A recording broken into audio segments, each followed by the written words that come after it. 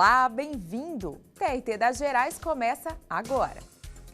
Estamos gravando o programa na exposição Trabalho e Cidadania, que apresenta registros do trabalho na vida do brasileiro ao longo da história. Hoje vamos falar sobre a transição do período de escravidão para o trabalho assalariado.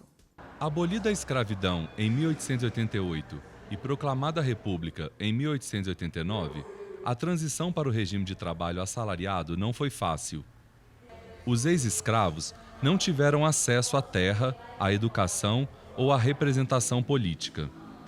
Os imigrantes trouxeram um novo conceito de trabalho, mas, assim como os demais trabalhadores, enfrentaram um contexto difícil. A regulação do trabalho ainda era frágil. A lei tratava as relações trabalhistas apenas como um mero contrato de compra e venda. E as organizações e sindicatos obreiros ainda lutavam por sobrevivência e reconhecimento. Mesmo assim, foi desses movimentos que partiu o impulso inicial de valorização social do trabalho no Brasil. Esta exposição é coordenada pelo Centro de Memória da Escola Judicial do TRT. Fica aqui em Belo Horizonte, na sede do tribunal, e é aberta a visitação. Vamos agora aos destaques do programa de hoje. Direito do trabalho no Brasil, na Europa e nos Estados Unidos é tema de seminário no TRT Minas. Obra literária lançada no tribunal destaca fatores informais que penetram nos julgamentos. Tribunal concede vínculo empregatício a estudante contratada como estagiária. Não saia daí, o TRT das Gerais está no ar.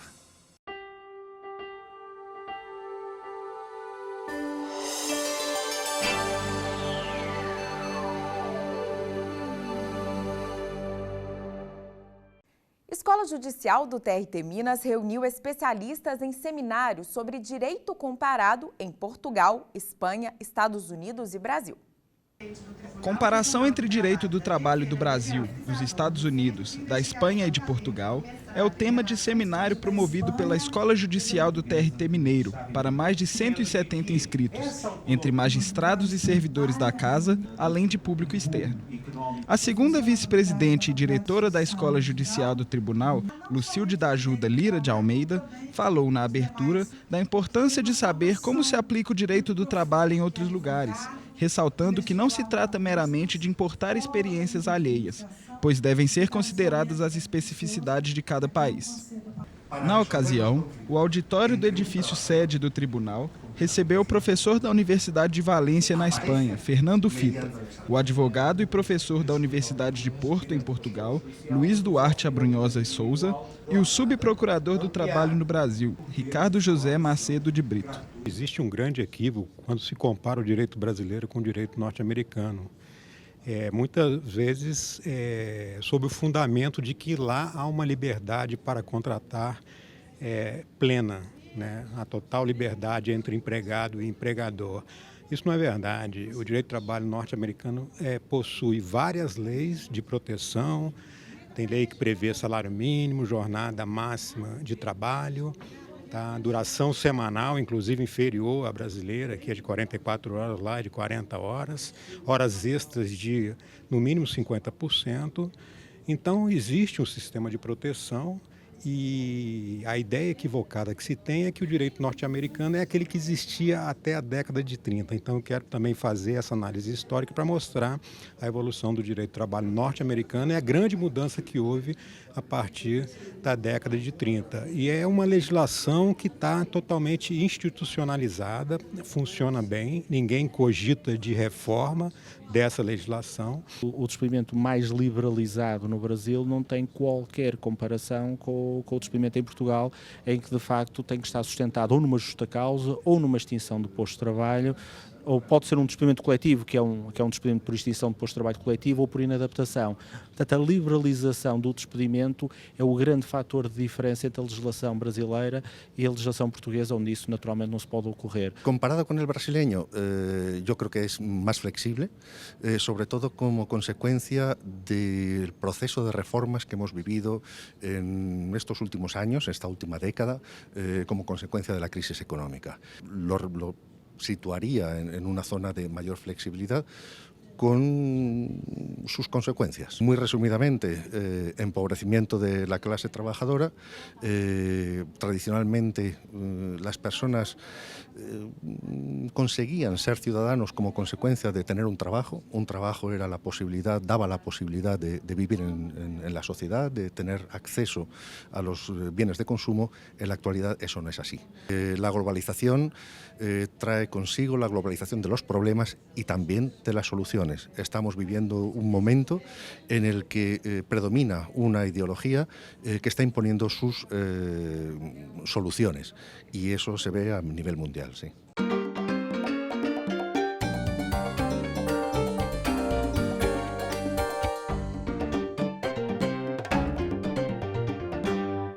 Daqui a pouco você vai saber quais são os fatores informais que penetram nos julgamentos. Não saia daí.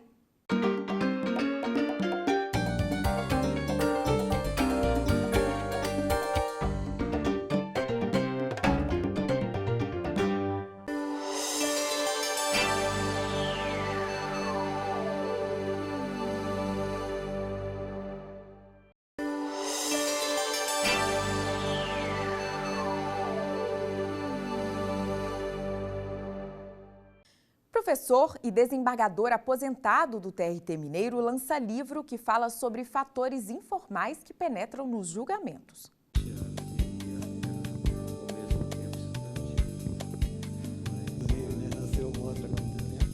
Mas vou continuar assistindo.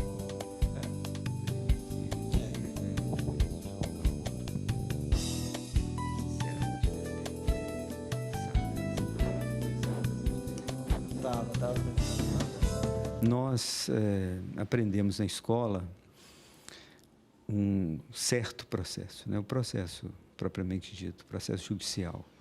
Esse processo nos parece democrático, igualitário, e passa a impressão, inclusive para a sociedade em geral, que se seguirmos todas as suas regras, ele nos dará uma solução justa.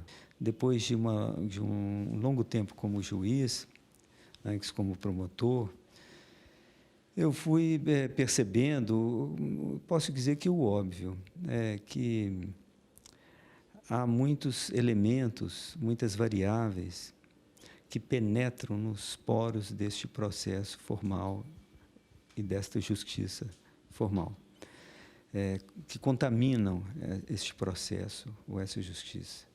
E que, até certo ponto, podem influir ou influem na sentença do juiz.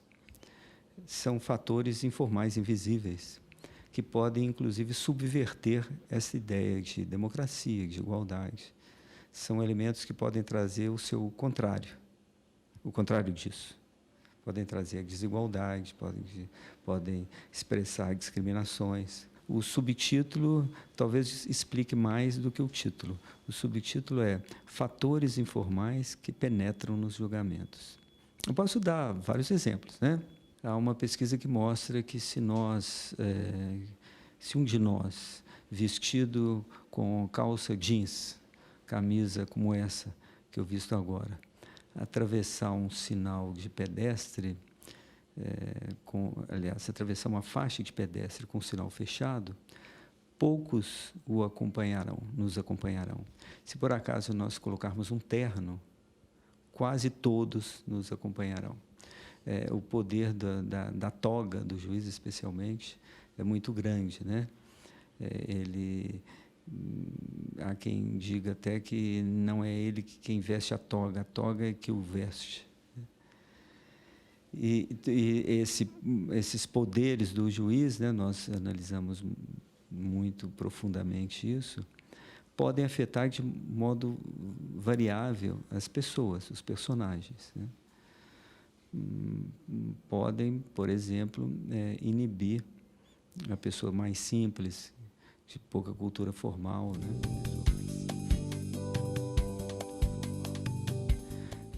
É muito comum o empregado reencontrar no ambiente da justiça o escritório do patrão, né? São códigos que ele não entende, né? Ele muitas vezes aflito tenta dizer o que ele acha que o juiz quer que ele diga. Assim é também com a sua testemunha. Quem entra naquele ambiente sente que está, por exemplo, num lugar sério, né? Num lugar talvez arriscado para ele, né? Um ambiente que lembra um palácio, uma igreja.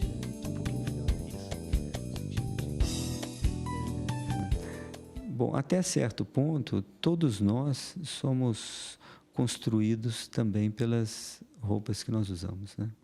Elas, aliás, não só as roupas, mas muitos objetos são extensão do nosso eu, né?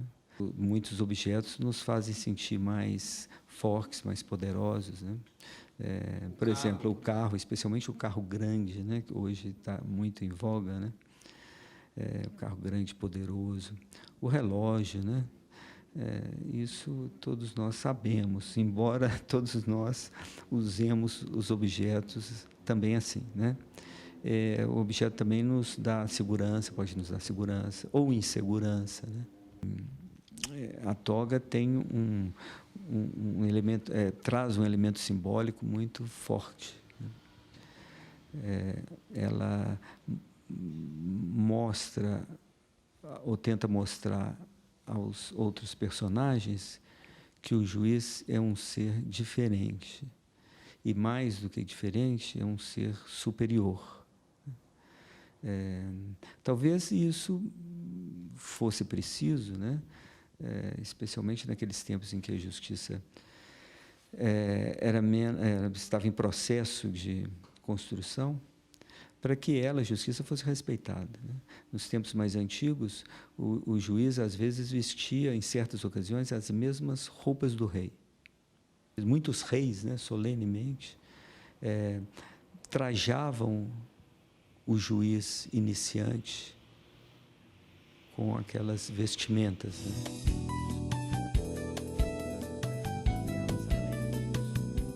Eu acredito que o juiz deveria também aprender a se analisar, fazer análise, né, terapia, constantemente, né, ao longo da vida, ou pelo menos durante uma boa parte da vida. Ele tem que se conhecer, porque é impossível domar esse segundo processo.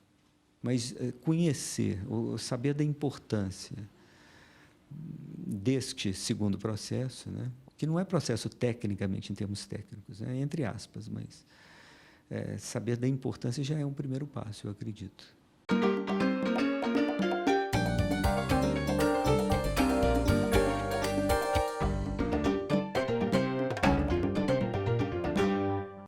Veja a seguir. Desembargadores do TRT-MG debatem temas da reforma trabalhista.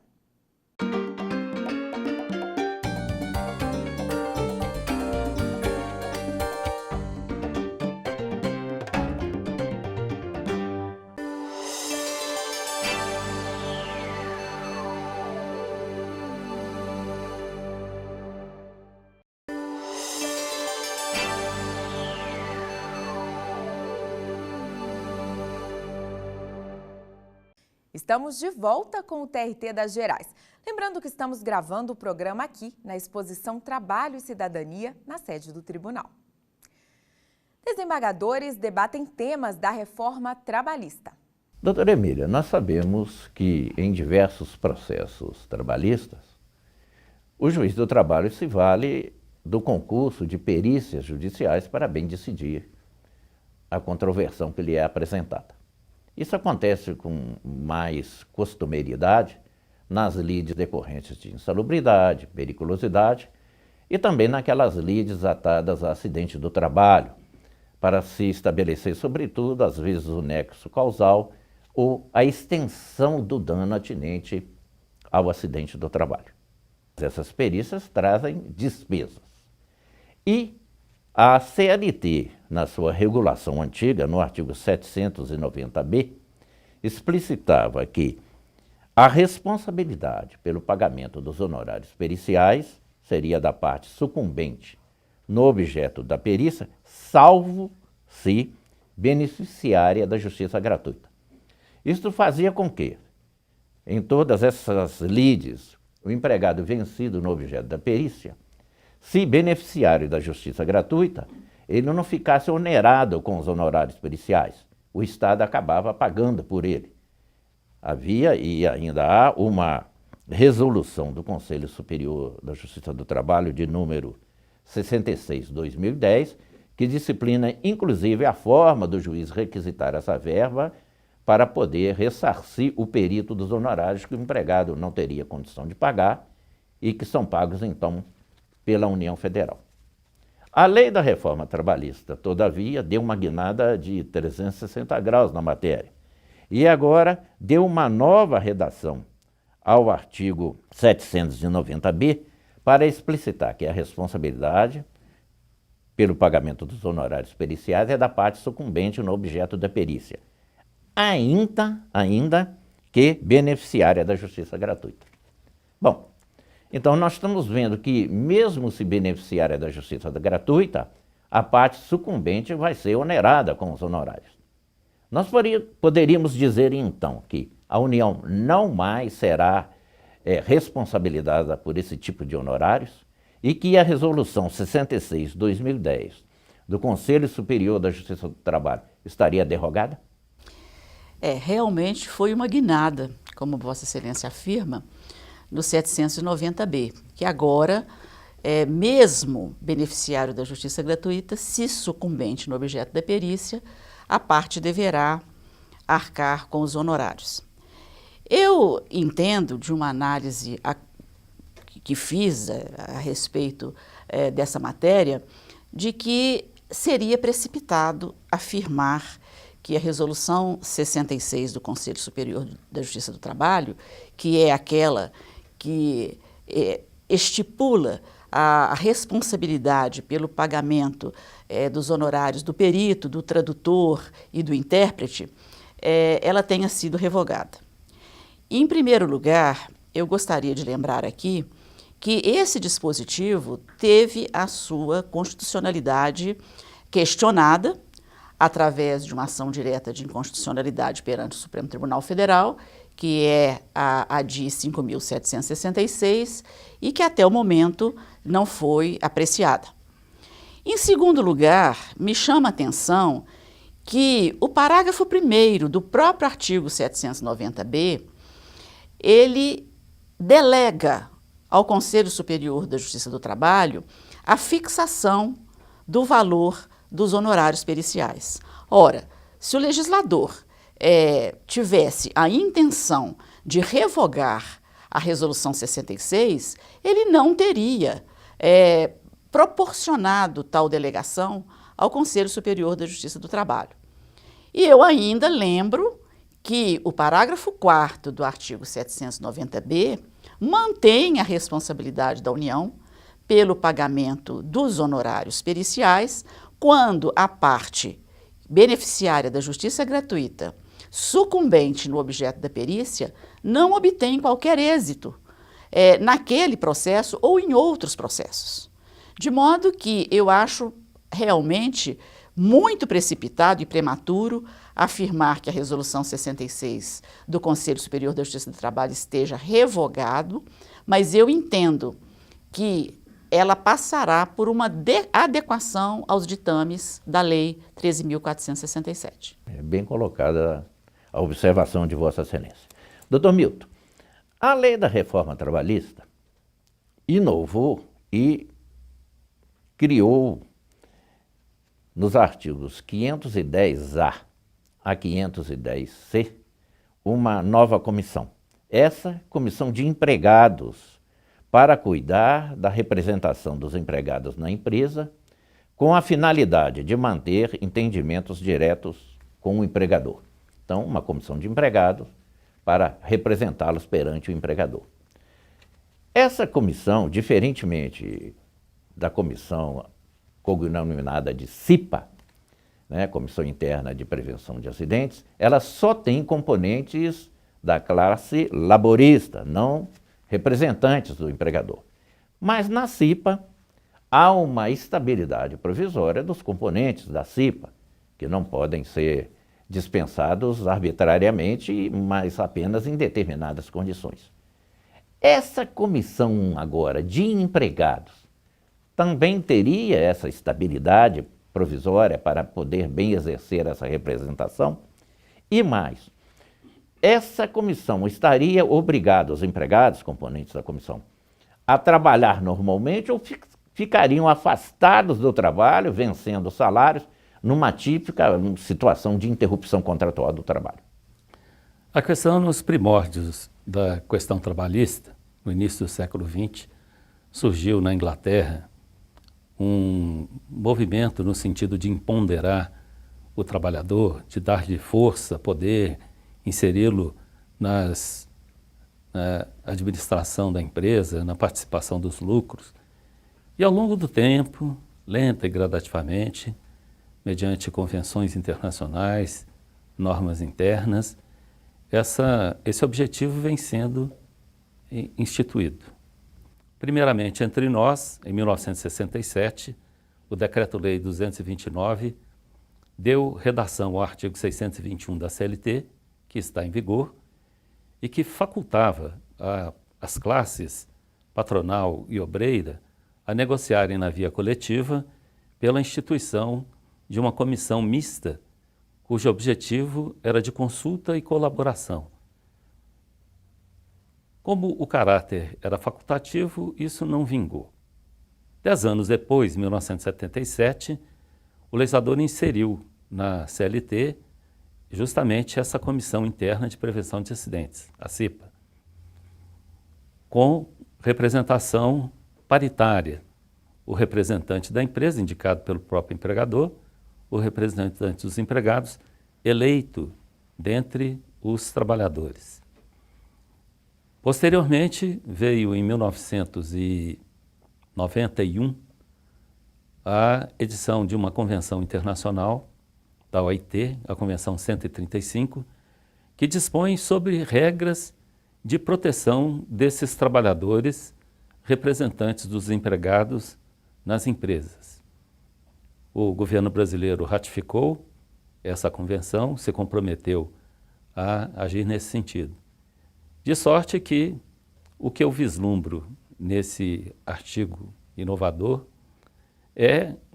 está na esteira dessa política de inserção dos representantes de trabalhadores. Nós já tivemos a questão da participação dos lucros resolvido por outra via, e agora a reforma trabalhista permite os trabalhadores terem um representante interno. O parágrafo 3º desse artigo 510, ele prevê que o representante dos empregados não pode ser demitido imotivadamente, a não ser em caso de disciplina, de natureza técnica, de conveniência econômica ou financeira. Essas restrições à demissão são as mesmas que o legislador inseriu para o representante da CIPA. E, portanto, como Vossa Excelência bem pontuou na pergunta, é uma situação que tipifica uma estabilidade provisória. Então, ele não pode ser demitido enquanto bem servir como representante dos trabalhadores, exceto nessas 4 oportunidades é que, então, pode ser demitido, conforme o artigo 165 da CLT, inclusive o parágrafo único do artigo 165, permite a reintegração desse representante caso não seja verídico ou não seja comprovado na Justiça do Trabalho, se for questionado a demissão, um motivo fundado nessas 4 exceções. E o último questionamento, nós entendemos que se o objetivo desse representante, que é um representante interno, e aí é nisso que ele difere do representante sindical, que é um representante externo da categoria profissional, ele deve estar inserido dentro da empresa, participando da vida cotidiana da empresa e fazendo esse elo de ligação entre os trabalhadores representados e a empresa. Portanto, eu respondo positivamente, tem que estar em exercício.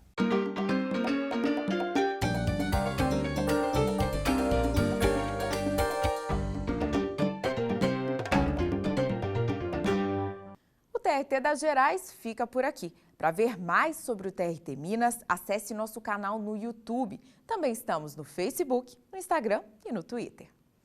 A gente se encontra no próximo programa. Até lá!